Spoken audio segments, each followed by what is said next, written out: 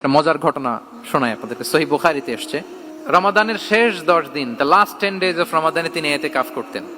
তো ইতিকাফ অবস্থায় স্ত্রীরা এসে রাতে দেখা করে যেত, জরুরি কথা আলাপ থাকলে সেরে যেত। একবার রাতে সফিয়া বিনতে হুয়াই ইবনে আখতাব রাদিয়াল্লাহু তাআলা আনহা আসলেন, ওনার স্ত্রী। কথা হলো এবার ওনাকে একটু এগিয়ে দিবেন, মসজিদ থেকে রাসূলুল্লাহ সাল্লাল্লাহু আলাইহি ওয়াসাল্লাম বারান্দার দিকে পাশ দিয়ে আসলেন এগিয়ে দেওয়ার জন্য।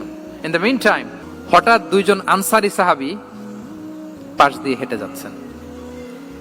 রাসূলুল্লাহ সাল্লাল্লাহু আলাইহি ওয়াসাল্লাম আম্মাজানকে বিদায় দিবেন এখানে, হঠাৎ করে তিনি আওয়াজ করে বললেন, আলা রিসলিকুমা, এই দাঁড়াও। ওই সাহাবী দুইজন রাসূলুল্লাহ সাল্লাল্লাহু আলাইহি ওয়াসাল্লামের সাথে কে ওটা টের পায় নাই, বুঝতে পারে নাই। বোরকায় আবৃত কোন এক নারী দেখে রাসূল আর ওই নারীকে দেখে তারা আরো দ্রুত গতিতে হাঁটতে শুরু করে দিচ্ছে, আমরা চলে যাই এখান থেকে।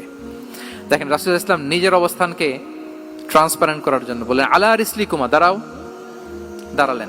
তখন রাসূল সাল্লাল্লাহু আলাইহি ওয়াসাল্লাম বললেন যে, ইন্নাহা উম্মুকুম সফিয়া, আমার পাশে যাকে দেখতে পাচ্ছ বলে দেয়া ভালো যে সে কিন্তু অন্য কোনো নারী নয়, সে তোমাদের মা উম্মুল মুমিনিন সফিয়া।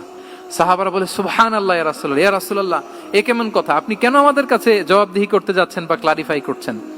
আপনার পাশে কোনো নারী এত রাতে যদি দাঁড়িয়ে থাকে, তিনি তো আমাদের মাদের মধ্যে থেকেই তো একজন হবেন, কেন আপনি বলতেছেন? তখন রাসূল সাল্লাল্লাহু আলাইহি ওয়াসাল্লাম বললেন যে, না, ইন্না শাইতানা ইয়াজরি মিনাল ইনসানি মাজরাদ দাম, শয়তান মানুষের রগে রগে চলাচল করে। ওয়া ইন্নী খাশিতু আই ইউকযিফা ফি কুলুবিকুমা শাররান, আরেক বর্ণনায় আছে শাইআন, আমার ভয় হয় হয়তো শয়তান কোনো সন্দেহের উদ্রেক তোমাদের হৃদয়ে ঢুকায় দিতে পারে।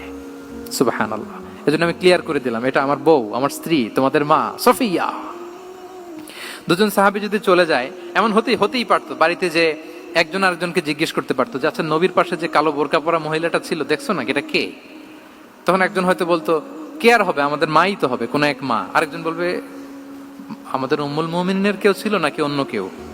এরকম একটা হুট করে সন্দেহের উদ্রেক মাথায় আসতে পারে না যে ওনার স্ত্রী ছিল না অন্য কেউ ছিল? আসতে পারে কি পারে না বলেন? ওই সন্দেহের অবকাশটুকু রাসূল সাল্লাল্লাহু আলাইহি ওয়াসাল্লাম রাখেন নাই।